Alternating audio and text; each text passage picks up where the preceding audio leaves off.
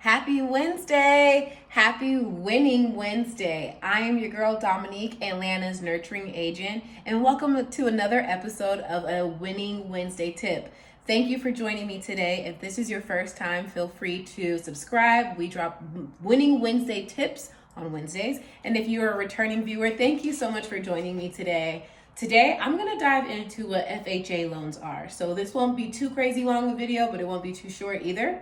I'm going to explain to you what they are, how they work, and then what you should expect or what you should, I guess, be cognizant of if you decide to move forward with an FHA loan, okay?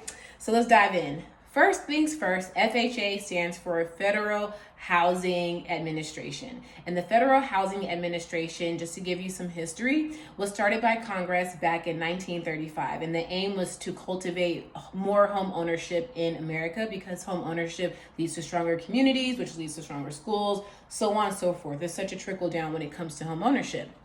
And so, in addition to them creating this program, this insurance for loans in 1935, they furthermore became a part of HUD, which is the Department of Housing and Urban Development, in 1965. So several years later, they became a part of that department and began to operate and function out of that department within the government. So the government insures FHA loans. So what that means is if a lender, which is like a bank or a credit union, or mortgage company decides to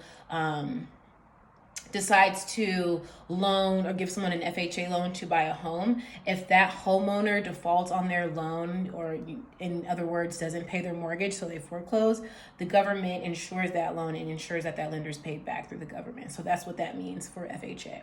So here are some things to know about FHA loans. The first one is this: what credit score you need to have in order to qualify for an FHA loan. Now, I always suggest that people stay on top of the market when it comes to these types of requirements, just because credit score requirements, credit score requirements, they change over time, and they fluctuate. So sometimes they'll be lower, sometimes they'll be higher, but either way, it's good to just be cognizant of what the requirements are and to check before you apply for a loan to just make sure you are within that range. But in the past, the lowest has been about 500 for an FHA, which is a lot lower than, for instance, a very popular competitor loan, which is conventional. Conventional is a little higher, or much higher actually, to qualify. But FHA credit score requirement generally very low, about 500. Now, if it is 500, then you do have to have a higher down payment, which is a part of what makes the down payment per se is a part of what makes the FHA loan very attractive, right? So the FHA loan is attractive a lot of the time to first-time home buyers because it's not asking them to have a down payment of 20% like the conventional loan asks. For a FHA loan, your down payment minimum is about 3.5%. However, if you come to the table with that 500 credit score and it's very low, then you're probably going to be asked to put down at least 10%, which, depending on what your finances look like, might or might not be a bad thing, but ultimately you want to try to be in the upper fives to get that 3.5 minimum down payment requirement for yourself. So 500 credit score, down payment of 3.5. If you are in the upper fives or sixes, if you're lower, you can expect to do about 10%, which is still lower than the 20% required from the conventional loan, which is the other popular loan that people use to get mortgages. And let's see.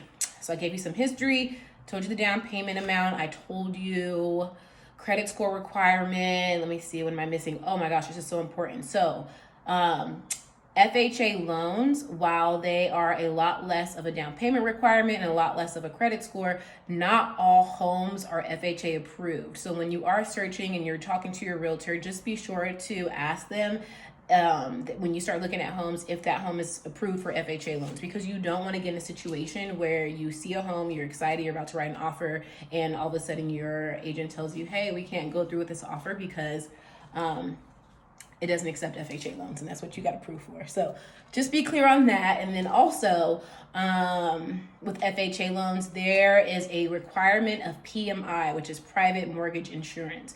And that is required when you purchase a home and you don't put enough down. And that's to satisfy the fact that there's not enough equity in the house. And so you have to pay this extra fee, which is added onto your mortgage monthly, of private mortgage insurance. Now, unless you refinance, that PMI is going to be with you for the life of your loan, or unless you sell or, somehow, some way don't have that loan anymore. But for the life of the loan, that PMI is going to be there unless you refinance or sell, like I just said. So, which is not necessarily always required when you have like a conventional loan. So that's why you have to just look at pros and cons of both, because they both have them. But I think it's very important to just note that when you are looking at going FHA, you are going to have to pay PMI, private mortgage insurance. You definitely need to have a credit score of at least 500. I'm just going to say 520 to be safe, because again, credit scores change and what they require. And then let's see. Did I forget anything? Oh, yes.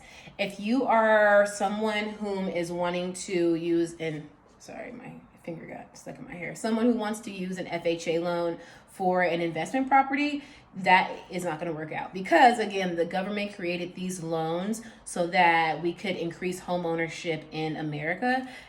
So what that means is if you're looking to invest, you probably will look at more of a conventional loan versus your FHA loan. In addition to that, I was going to say,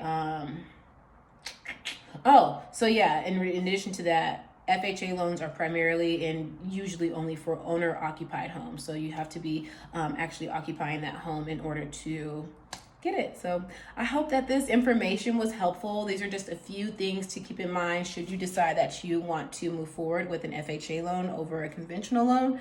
But just remember, credit scores in the 500s, let's just say upper fives.